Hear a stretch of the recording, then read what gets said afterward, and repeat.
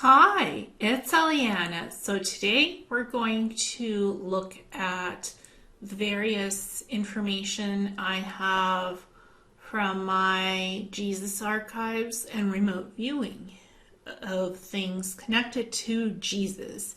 So we're going to start with a document called Was Jesus the Christ born as Caesarion, son of Julius Caesar and Cleopatra?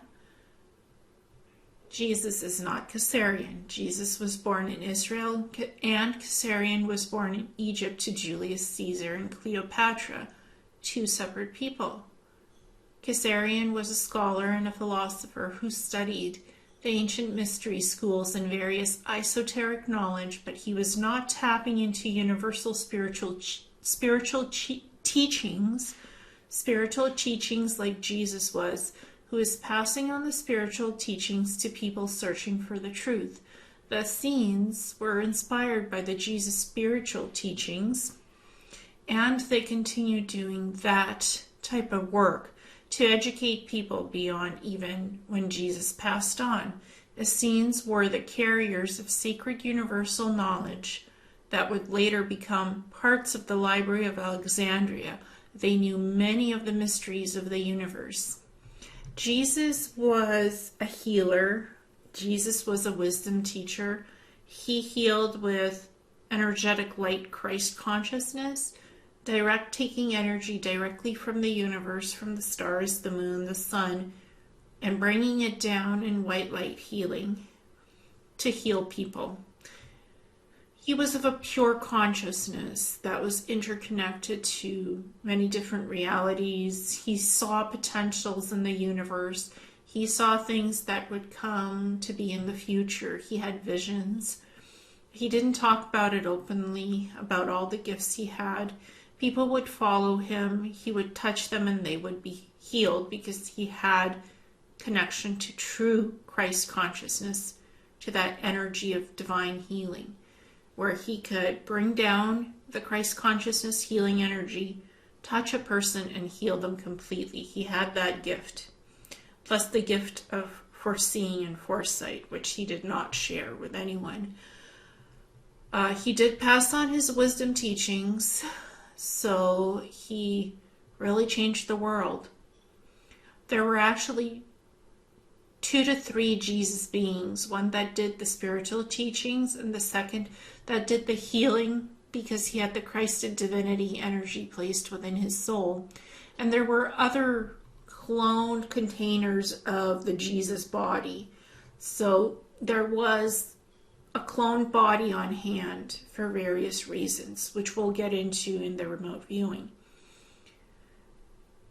When I walked together with Jesus in the 7th heavenly realm before this current incarnation, I was shown that ancient humanity had been taught by one aspect of Jesus, who was born to Mary Magdalene, the spiritual wisdom of soul balancing, and the other aspect of Jesus was born in a secret healing place, with the Christed divinity placed within the 8th and 9th soul layers to be able to do the healings on people and cure diseases.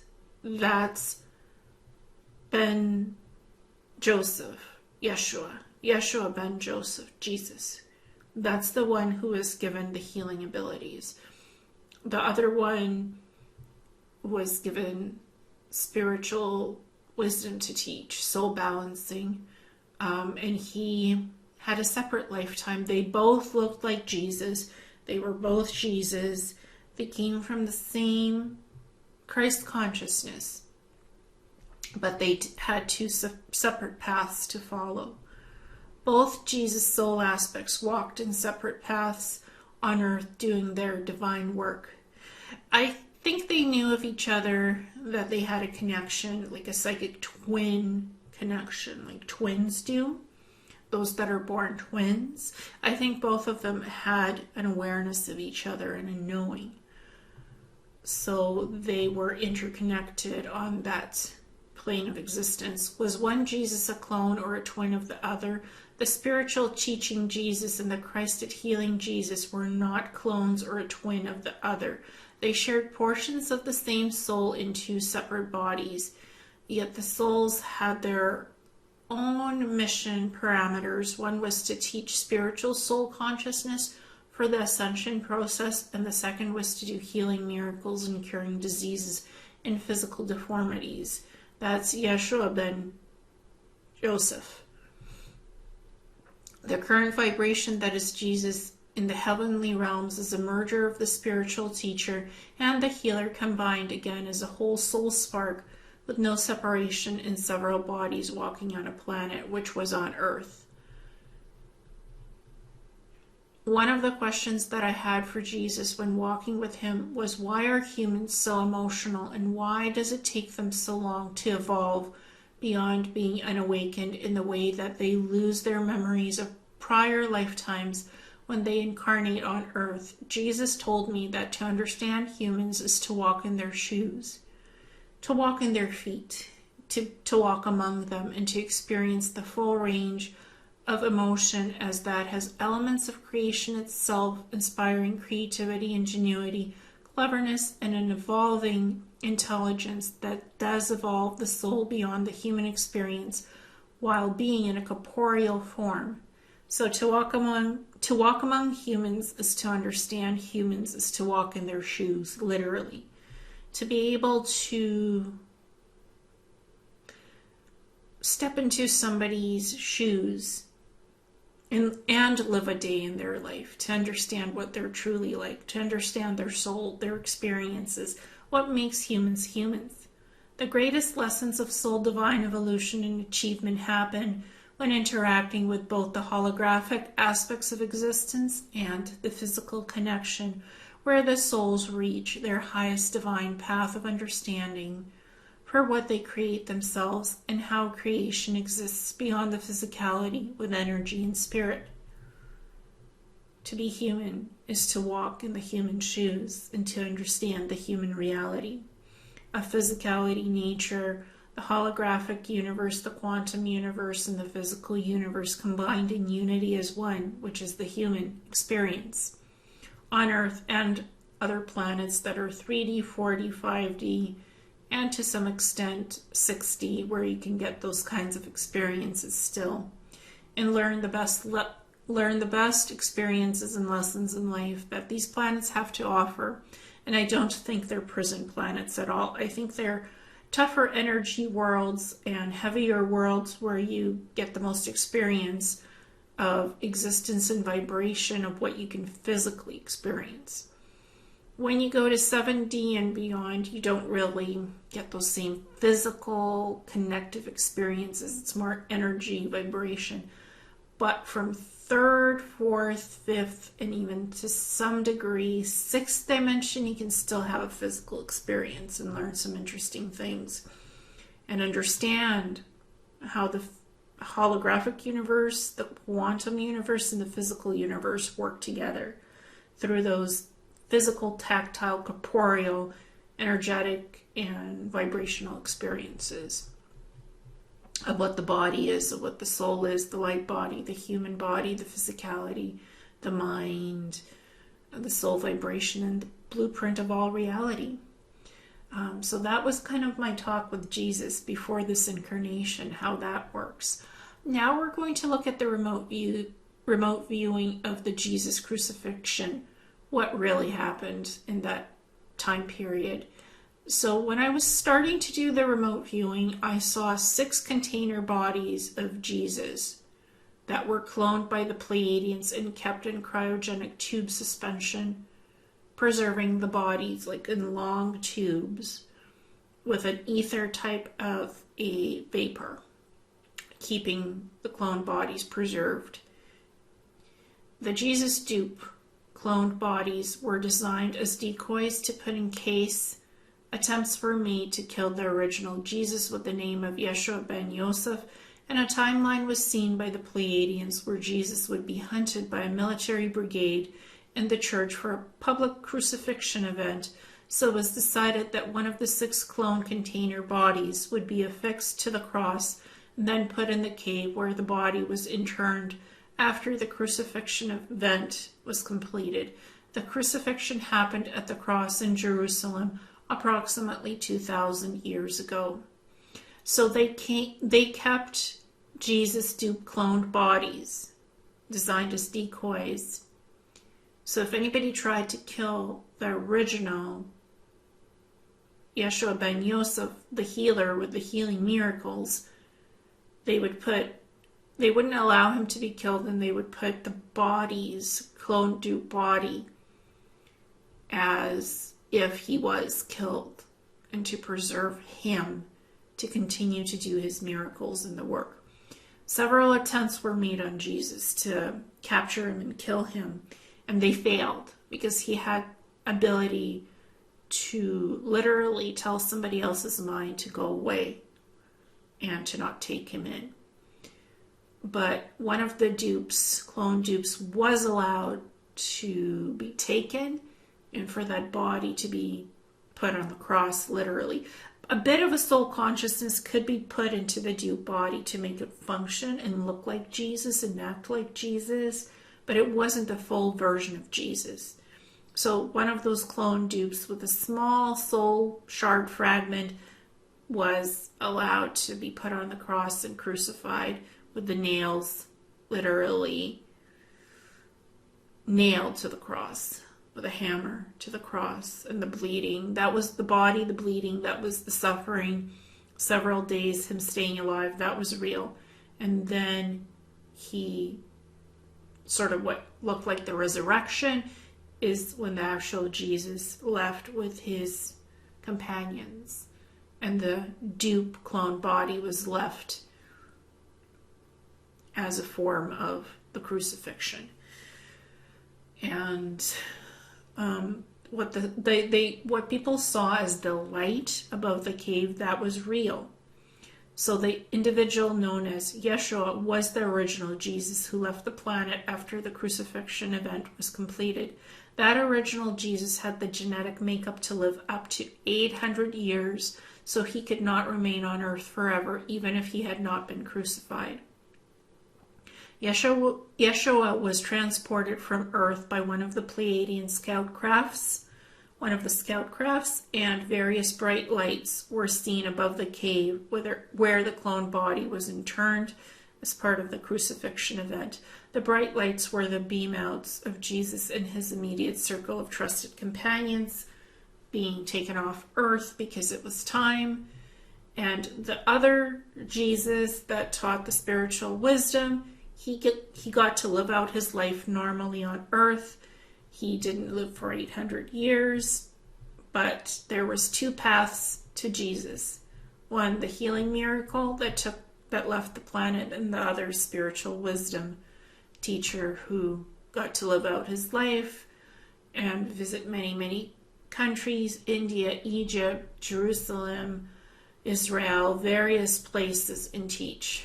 And he did look like Jesus and was often mistaken for the other Jesus. So there were clone container bodies of Jesus that could be activated with small portions of soul shards, fractals, fragments, whatever you want to call them. And one of them went through the crucifixion and did die. So there was 2 to 3 Jesuses with 6 clone bodies on hand to help protect the one that does the miracles and the healing of the miracles, free of disease, eternal healing. So when I was looking at the remote viewing, like, what was that light coming from the cave? That was the Pleiadian ship hovering above the site of the crucifixion in the cave, beaming out the original Jesus, and even the body eventually disappeared of the crucified Jesus. That was removed as well later on. So that was the light that was seen above the crucifixion. Pleiadian scout craft beaming out a miracle healing Jesus with his companions, and eventually removing the body of the cloned Jesus container that died in the crucifixion. So now we're going to look at the secret origins of the Shroud of Turin. Many have hypothesized the origins of the Shroud of Turin, which is one of the holy relics of Christendom and believed to be an image of Jesus left in cloth after the crucifixion event. The authors of the Hiram Key, Christopher Knight, and Robert Lopez believe it is an image of Jacques de Molay. However, the true identity of its maker and image might surprise you. According to Timothy Hogan, the Shroud of Turin was the first photograph in modern history commissioned by Pope Leo and made by Leonardo da Vinci, who was a scientist, who was a scholar, and a brilliant man. It is an image of Leonardo's head, and the rest of the body is a photo from the Vatican morgue that comprises the Shroud of Turin and the supposed remains of that shroud being wrapped around Jesus' crucified body. It wasn't Jesus. So that Shroud of Turin and the imagery was made in the basement of the Vatican on a camera obscura created by Leonardo, in which he used German lens makers. So the shroud itself, it's from the medieval times. It traveled throughout, it was made in Europe. It traveled from India, Asia, possibly even the Americas, the components of the shroud that it was made from. So there was much genetic components of the plant material and other genetics from what this shroud was made from. So it wasn't made in Jesus's time. It couldn't have wrapped his body. It was carbon dated from the medieval era of 1260 to the 1300s. So it's not actual shroud of Jesus that wrapped his body. It's not, age-wise, it's not from that period. Leonardo made this miracle for the church of the image, of putting the image of Jesus. And in return, the church left the esoteric fraternities alone, which resulted in the Renaissance of Europe. The shroud was given to the Descharnay family in order to help them save face after their ancestor Geoffrey Descharnay was burnt at the stake with Jacques de Molay. The cloth itself had come from the Druze, who the Templars had close association with, and then Leonardo burnt the image into it. Reverse imagery. This is why modern analysis has found that the shroud was made with some kind of light emissions or radiation, because it was a photograph, and this information comes from Johnny Enoch and Timothy Hogan, and this is what that interposed image of the lens camera looks like on the Shroud of Turin, with the beard, the man with the beard, the head, and bodies of cadavers comprising the rest of the images to form the body from the church morgue and the archives, spliced together to create this. Scientists still cannot figure out how this image was captured, and the blood stains and all of that stuff. It's quite intricate how it was done. Even modern technology can't reproduce it completely like the original. So that still makes this an interesting item to explore. I wouldn't call it a relic. It's the Shroud of Turin because it was found in Italy. It is on display in Italy.